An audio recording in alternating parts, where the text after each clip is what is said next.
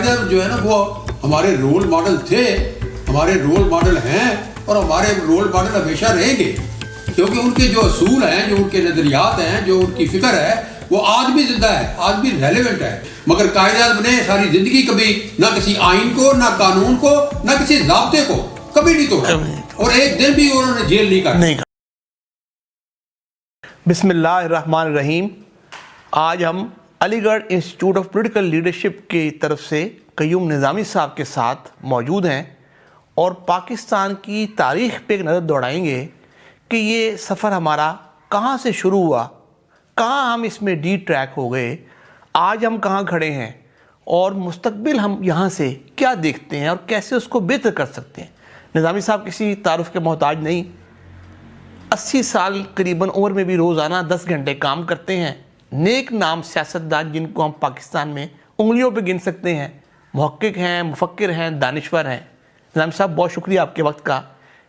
میرا پہلا سوال ہی آپ سے یہ ہے کہ پاکستان تو ہم نے حاصل کر لیا، جناح، عظیم جناح اور ان کی ٹیم، ان کی لیڈرشپ میں، تو اس کے بعد ہم پھر یہ ڈی ٹریک کہاں ہوئے؟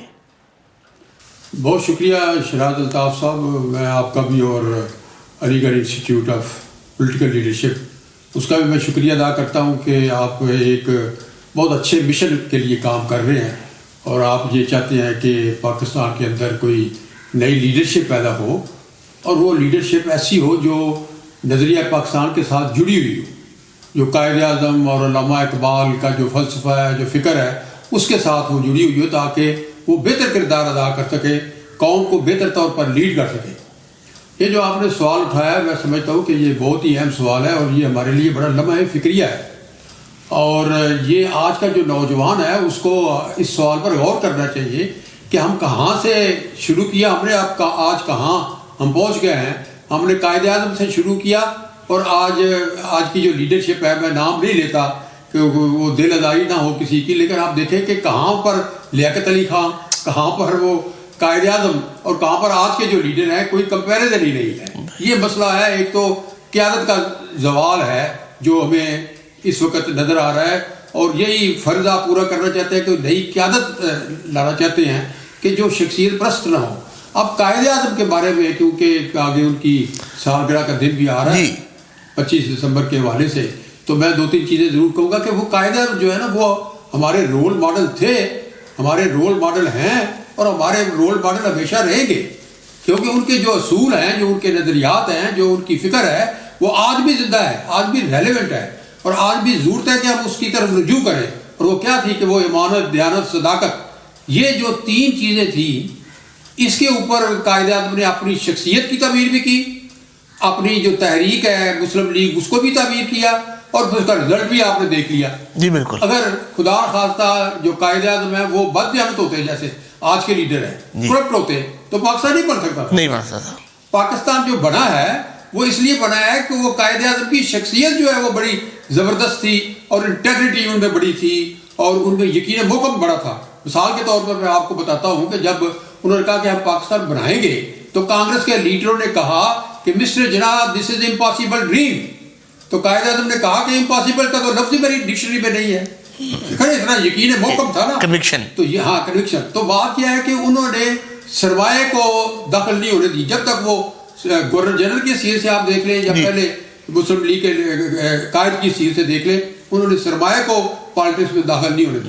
انہوں نے کہا کہ نہیں، ہم سرمایہ کی طاقت پہ نہیں، نظریے کی طاقت پہ، جمہوری اصولوں کی طاقت پہ، آئین اور قانون کی حکمرانی کی طاقت پہ اب آگے بڑھیں گے۔ آج دیکھیں کہ آئین کو کچھ سمجھتے کچھ نہیں، مگر قائد اعظم نے ساری زندگی کبھی نہ کسی آئین کو، نہ قانون کو، نہ کسی ضابطے کو کبھی نہیں توڑا، اور ایک دن بھی انہوں نے جیل نہیں کاٹا۔ جھوٹ نہیں بولا۔ یہ سبق ہے آج کے نوجوانوں کے لیے کہ خدا کے واسطے نوجوانوں، پاکستان کے نوجوانوں، میں ایک بزرگ آدمی ہوں اور میں شکر گزار ہوں جو جملے آپ نے میرے لیے استعمال کیے ہیں، آپ کی محبت بھی اس میں شامل ہے، تو میں نوجوانوں سے یہ کہنا چاہتا ہوں کہ یار آپ کے پاس آج بھی قائد اعظم جیسا رول ماڈل نہیں ہے، آپ قائد اعظم کو فالو کرو، آپ خود بھی کامیاب ہو گئے، ملک بھی آگے جائے گا۔ تو نظامی صاحب یہ جو بعد میں ہم گورنر جنرل غلام محمد، پھر اسکندر مرزا، ایوب خان، یہ کیا ٹریجڈی ہو گئی؟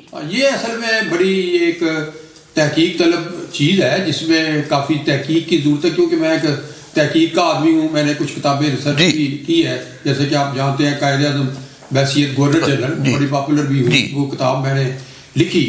تو اس کے مطابق یہ جو امریکہ ہے نا اور CIA, یہ پاکستان بننے سے پہلے ہی پیچھے لگ گئے تھے مسلم لیگ کے لیڈروں کے کہ بھائی ہم نے ان کو جغرافیائی آزادی تو دینی ہے لیکن باقی آزادیاں نہیں دینی. یہ بنیادی بات ہے جس سے ڈی ٹریک ہوئے ہیں. بھائی آزادی تو جغرافیائی لے لی, لیکن وہ جو انتقال ہوا اقتدار کا وہ ایک اشرافیہ تو ہوا نا, اس وقت کی جو اشرافیہ تھی. آج بھی جو اشرافیہ ہے وہی لوٹ مار کر رہی ہے. اور وہ سب سے بڑی اتھینٹک رپورٹ جو ہے IMF کی, جس نے کہا کہ گزشتہ 3 سال میں 5300 ارب روپے جو ہے وہ ملک کی اشرافیہ کھا گئی, اور اس لیے گروتھ نہیں آگے ہو رہی کیونکہ وہ لوٹ مار ہو رہی ہے. اگر آپ گروتھ کرنا چاہتے ہو, GDP کو آگے بڑھانا چاہتے ہو, تو آپ کو اشرافیوں کو قابو کرنا پڑے گا, کرپشن کو کنٹرول کرنا, گورننس بہتر کرنی پڑے گی. تو یہ ایک چیز تھی کہ وہ امریکہ جو ہے نا اس نے کوشش یہ کی کہ یہ جو اس کے پاکستان جو آزاد ہے اس کے اوپر وہ اس کا اثر و رسوخ قائم رہے.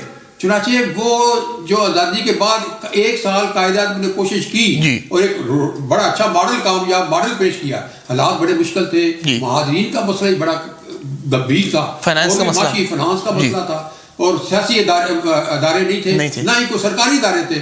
لوگ درختوں کی چھاؤں میں بیٹھ کے دفتر چلاتے تھے اور کانٹ سے استعمال کرتے تھے, کامل پینٹ کی جگہ کانٹے استعمال کرتے تھے. یہ ان حالات میں اور ایک چیلنج دیا ہوا تھا ہندوؤں نے کہ ہم 6 مہینے کے بعد یہ پاکستان ختم ہو جائے گا, گھٹنے ٹیک جائے گا. تو اس نے مطلب ہے کہ بیماری کے باوجود بیمار تھے, بیماری کے باوجود انہوں نے 1 سال رول ماڈل کے طور پہ ایک ایڈمنسٹریشن بھی چلائی اور آئین اور قانون کی حکمرانی کو بھی انشور کیا, اور اس کے بعد پاؤں پہ کھڑا کر دیا ایک دفعہ. اس کے بعد کیا ہوا جب وہ چلے گئے, اگر مثال کے طور پہ اگر اللہ کرتا 2-3 سال اور رہتے تو پاکستان جو ہے وہ بہت ہی مضبوط ہوتا. پھر وہ جو ہے نا بیوروکریسی اور ملٹری اور دوسری سول بیوروکریسی وہ کبھی جرأت نہ کر سکتی. جب تک قائد اعظم زندہ تھے کبھی کسی عسکری جو لوگ تھے یا افسر تھے یا بیوروکریٹ تھے انہوں نے کبھی جرأت نہیں ہوئی ان کی کہ وہ دخل کرے. ایک ہی دفعہ کسی نے کوئی ان کے 14 اگست کا استقبالیہ ہو رہا تھا, اندازہ کرے 14 اگست کا پہلا استقبالیہ ہو رہا تھا, ایک کرنل وہاں موجود تھا. تو اس نے اور قائد اعظم بڑے خوش تھے کہ میری زندگی میں میرا خواب پورا ہو گیا, ہمیں آزادی مل گئی, مسلمان آزاد ہو گیا, پاکستان آزاد ہو گیا. تو اس نے سوال اٹھا دیا قائد اعظم کے سامنے کہ جناب آپ یہ جو انگریزوں کو بنا رہے ہیں آرمی چیف اور یہ عہدے تو ہمیں ملنے چاہیے. تو انہوں نے کہا کہ شٹ اپ کال دے دی. انہوں نے کہا تمہارا یہ کام نہیں ہے کہ تم ہماری پالیسیوں میں دخل دو, ہم جو سیولین ہیں ہم پالیسیاں بنائیں گے, تم اس کو امپلیمنٹ کرو گے. اور اسی طرح جو سول سرونٹ تھے ان کے اجلاس میں انہوں نے کہا you are not rulers, servants of the people. تو یہ بات ہے کہ قائد اعظم کی وفات کے بعد ایک خلا جو پیدا ہوا اس کو پر جو ہے وہ سیاستدان نہیں کر سکے, اس کو پر کیا ہے بیوروکریٹس نے اور فوجی اور جرنیلوں نے. اور 3 نام ہیں اس میں, سکندر مرزا, غلام محمد غلام محمد اور اس کے ساتھ جنرل ایوب خان. یہ 3 کا ایک گینگ تھا اس کو میں کہتا ہوں جو CIA کے ساتھ ملا ہوا تھا. آپ سکندر مرزا رکھے تو بیٹے نے اس کی امریکہ کے جو سفیر تھا اس کی بیٹی سے شادی کرا دی CIA والوں نے. تو یہ جو مسئلہ ہوا ہے نا کہ سیاست کا خراب, اور یہ بھی میں آپ کو بتاؤں یہ بھی تحقیق کی بات ہے کہ سیاستدان جو ہے وہ بجائے اس کے کہ وہ خواجہ نظم الدین کی طرف رجوع کرتے گورنر جنرل, وہ ایوب خان کے ساتھ جا کے تو بات کرتے. اچھا نظام صاحب یہ بتائیے کہ اس میں کیا حقیقت ہے کہ قائد اعظم نے اپنی زندگی میں جب ایسٹ پاکستان میں خطاب کیا تو وہاں کہا جی ہماری زبان قومی اردو ہوگی, اس پہ بھی کوئی وہاں شروع ہوا معاملات ہمارے جو کیونکہ زیادتیاں قائد اعظم کے بعد تو بہت رہی ہیں ہماری ایسٹ پاکستان کے ساتھ, غلام محمد نے کی, اسکندر مرزا نے کی, ایوب خان نے کی, جگتو فرنٹ وہاں بنا, اس کو اس پہ ذرا روشنی ڈالیے. یہ دیکھیں یہ جو اردو زبان کا مسئلہ ہے اس کے اوپر افواہیں بہت زیادہ ہیں. اصل جو حقیقت ہے وہ چھپ گئی ہے افواہوں میں, پراپیگنڈے میں. قائد اعظم کے بارے میں آپ کو پتہ ہے لوگ پراپیگنڈا بھی کرتے ہیں کئی لوگ. اصل میں دیکھیں قائد اعظم جو ہے نا وہ بڑا گریٹ لیڈر تھا اور آج تک کبھی اس کی نیت میں کسی نے شبہ بھی نہیں کیا. اس نے جو فیصلے کیے پاکستان کے مفاد میں کیے. اس وقت اردو ہی تھی ایک ایسی زبان جو رابطے کی زبان تھی. آپ دیکھیں نا بنگالی تو نہیں تھی, ان علاقوں میں بنگالی تو کوئی سنتا ہی نہیں تھا. جتنے بھی لیڈر بنگلہ دیش میں بھی جاتے ہیں اردو ہی بولتے تھے. تو اردو جو ہے تحریک پاکستان کی زبان تھی. اس نے بڑا کردار ادا کیا ہے تحریک پاکستان میں, پاکستان کے اصول میں. تو وہ جو فیصلہ کیا وہ قائد اعظم کا فیصلہ نہیں تھا, وہ دستور ساز اسمبلی کا فیصلہ ہے. اور اس میں جو بنگالی لیڈر تھے وہ بھی شامل تھے, اور انہوں نے کہا کہ پاکستان یہ جو ہے نا ہماری اردو یہ قومی سرکاری زبان ہوگی. البتہ جب وہ چٹاگانگ میں گئے انہوں نے جا کے خطاب کیا تو وہ کہا تو کچھ تھوڑا سا وہاں پر ظاہر ہے کہ زبان ایک سینسٹیو مسئلہ ہے تو ایک ریئیکشن ہوا تو انہوں نے کہا کہ بھائی دیکھو بات یہ ہے کہ مشرقی پاکستان میں جو زبان ہوگی صوبائی وہ بنگالی ہوگی. یہ تو ہم نے وفاقی ایک سطح پہ بات کر رہے ہیں تاکہ ہم آپس میں ایک دوسرے کو جان سکیں سمجھ سکیں. ہمارے جو اردو ہے اس میں اتنی طاقت ہے کہ وہ سرکاری زبان بن سکتی ہے. بنگلہ دیش میں ابھی وہ نہیں ہے کہ سارے صوبوں میں جانی پہچانی جاتی ہو یا دنیا میں بھی مختلف ملکوں میں جانی پہچاتی ہو. تو یہ ایک ہاں اس ایشو کو وہاں پر جو آپ کو پتا ہے ہندو بہت زیادہ تھے مشرقی پاکستان میں, آج بھی ہندو ہیں لیکن اس کو تو بہت ہی زیادہ انہوں نے اس کو ایک ٹول کے طور پہ استعمال کیا, ان کو ایکسپلائٹ کرنے کے لیے نوجوانوں کو اشتعال دلانے کے لیے کیا. اور اس کے 2-3 سال کے بعد ہی بنگالی زبان کو بھی انہوں نے سرکاری زبان بتایا, دستور تھا اسمبلی نے پہلے جو دستور تھا, تو اس لیے کوئی ایشو ہی نہیں تھا, یہ ایشو کھڑا کر دیا.